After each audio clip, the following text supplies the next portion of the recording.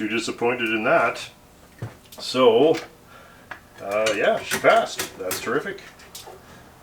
And now we get to drive it around after we fix a couple of dents.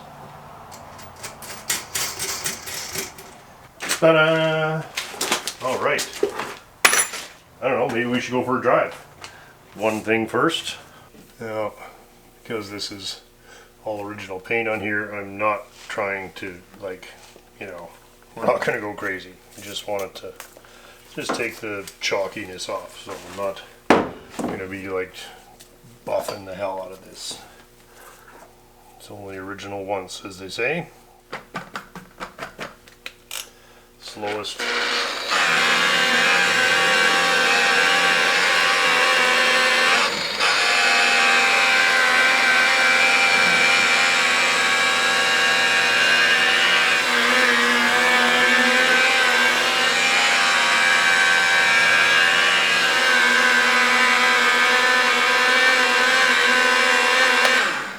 Trying to avoid filling up all the gaps with polish. I'd rather do that by hand, because you know, you see polished cars and this is always full of that white shit, and trying to avoid that. Some of it's gonna get a little, right? It's inevitable, but try to keep it from, you know, keep from just grinding it in there. I don't think we're gonna need to polish this very much. Like, I really don't want to. I just want to you know.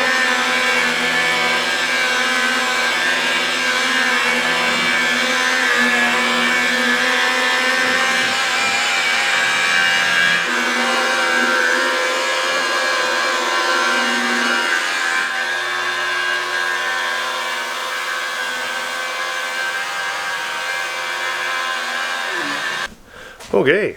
Our buddy Alex is here, and he's picking up his bumper for the Nissan 300. Is that a 300, Alex? It's a 300ZX. 300Z. Twin turbo, not four, two. Twin turbo. Twin turbo, nice. Yeah. Well, then you need the turbo bumper. So did need the turbo bumper. Actually, really appreciate you taking this on. Oh, no worries. I did do a lot of it back in the day. We used to do farm trucks with the, you know, with the big fiberglass hoods and everything. And my brother-in-law would buy totaled ones. So, maybe I'll crawl in the inside. Okay. I'm going to try and put it this way so it's the bottom that rubs on the car. Yeah. You got it? Yeah. Well, you guys have to wheel it out here when you get her finished. Yeah. I'm hoping tomorrow we'll get that bumper on. Yeah. And I'll send you a picture once it's all done. Yeah, great. You know, if you ever got time, you're welcome to come out. I know you don't leave here very often. It's true, yeah. But yeah, one of these days I'm gonna come out to the homestead. Yeah, right. And I might be picking up another vehicle tomorrow. Oh yeah? I Yeah. guess we're not gonna get a preview, eh? So you have to come check out the fleet. Thank you very much, Scott. Oh, you're welcome, buddy. Much appreciated. We're back on the 1937 Chev today, and Frankers is here. Are you helping? And I thought we'd get a start on this dent that's in the rear panel. Luckily, it's actually got pretty good access, so we'll have a quick look here. Can you even see it? Okay, there we are. This whole area here. And got, just as a quick reference here, we got this piece of wire. And if we lay that on there, she's in about just over half an inch.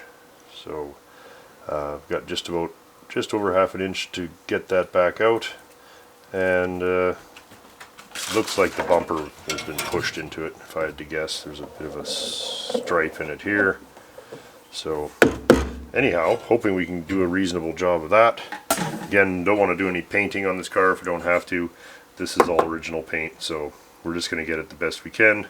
I don't want to, you know, I don't want to beat on it and file it and get the metal work perfect and then to have no paint left on it. So we're just going to do the best we can without damaging the paint too much, I hope. Okay, there's a better shot of it. Not too bad, I hope. So the damage, really, because this panel has a lot of crown, the damage is fairly well isolated to the area that actually got hit. First thing is we got to get a insulating layer of insulating tar paper off the back here, so I'm going to scrape that off, and then we're going to start by just roughing it out. Well, I'll be damned. Go off in one piece.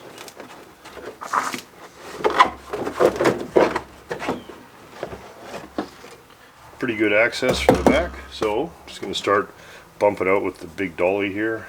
Don't have a very good swing, but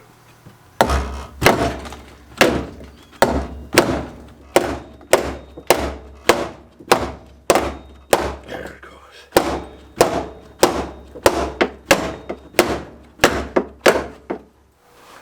Okay, let's see if we can flatten it out a bit.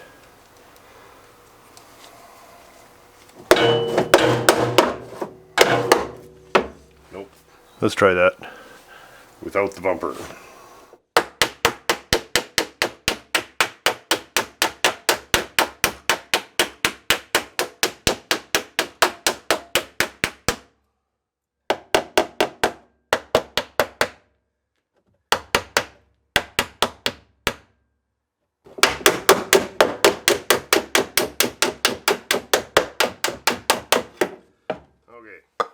We'll get a different dolly now.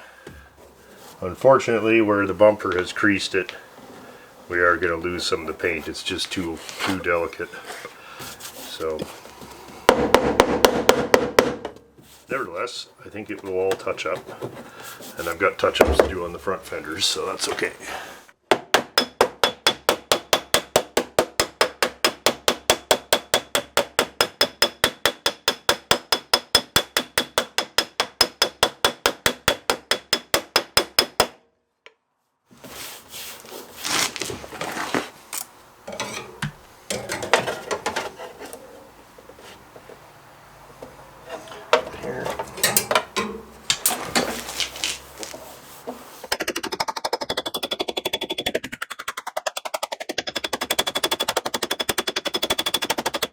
Well, it's going along pretty good. The only slightly disappointing thing is that where the creases were and where the big high spot was, the paint it's just got no chance in there. So we are going to lose a little bit of the paint, but I'll have to just, you know, there's a lot of paint missing on the car already. But any bare metal spots I'm going to try and touch up. So we're just going to keep going and get her ironed out a bit more. And then I'll just have to dab it in when we're done. See there, pretty much back where we want to be. There's really not any gap along there at all now. And frankly, we're getting to the point where the damage to the paint is going to start to offset the benefits of making it any better, because the more you hammer on it, the more paint we're going to lose.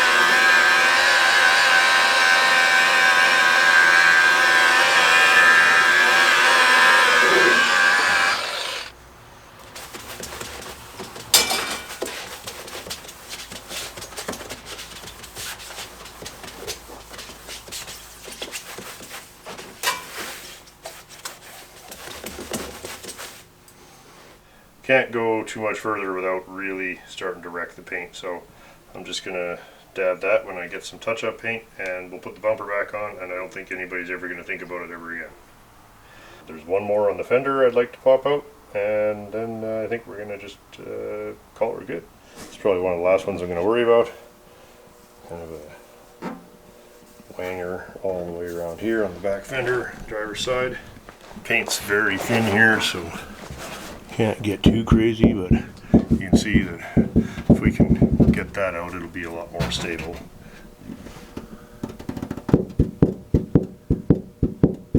So let's start by just getting it to stay in place here.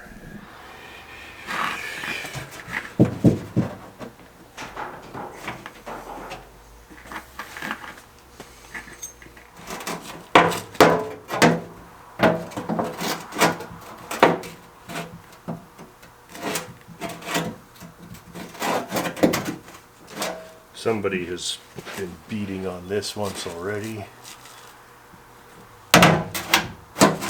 We've got some humps in it here.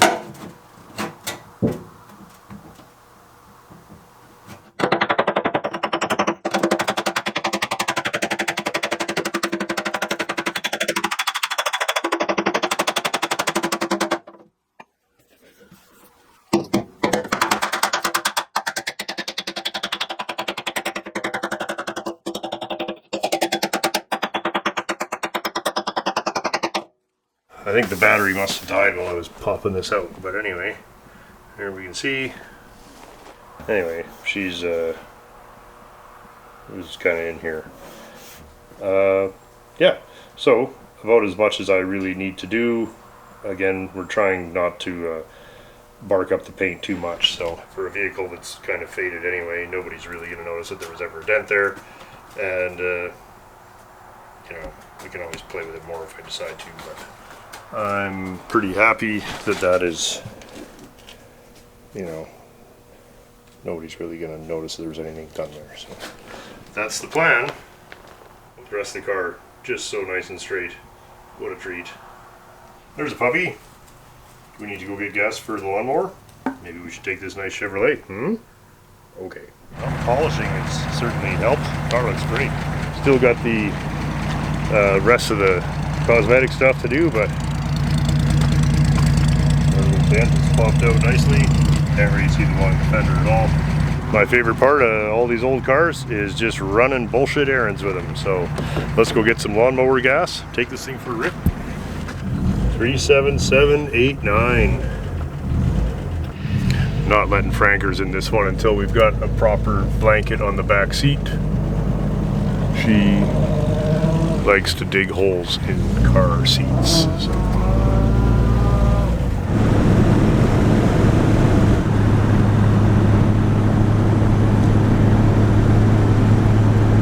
Not very often I get to put one together that really there was no welding on this thing, and to still manage to take, really, I think I've had it almost a couple of years, and but you know, a pretty fun project. I don't remember at any point during this project where it was like, oh my god, will this ever end? Like, it was all a pretty linear and pretty fun process, and a you know,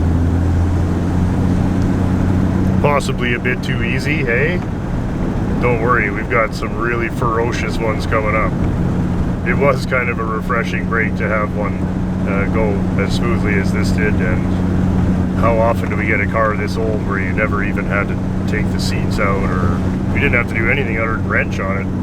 The engine repair just turned out fantastic, and obviously Matt and Jim a huge part of that, so you know, the value of having the right friends again, I guess. But just a delightful car. I'm trying not to dwell on how much more modern it is than the T, because I do love the T, and I had it out yesterday. I wouldn't say it feels like a modern car, but it certainly feels like if you've driven a 1960s pickup truck, I mean, it drives very much like that. Definitely feel that, you know, it's not exactly a race car suspension, but to drive, I mean, 3 on the floor, synchronized second and third, and a nice straight 6, lots of torque, and 411 gears, so it really does drive like a pickup truck from the late 60s. Going to put a little gas in here, then we're going to go back and keep at it. I really do want to detail out the interior and the exterior a little more. And you know, I want to make it the best that we can without ruining the originality of it. See, I have a little bit of a rattle in that window. I have to sort that out. And but other than that, wow, it's just amazing how usable this car is. Hey, thanks for checking out the video today. We'll see everybody on Saturday. We got a whole lot of V8 chaos going on. I just got a note from Miles that he is back at the house here, so if you're watching this, we're outside working on engines. I think you'll get a laugh out of Saturday's video, so hope to see you all there. I know I'm enjoying the hell out of today's video because this thing is a delight. It's a regular contributor. Same old shit.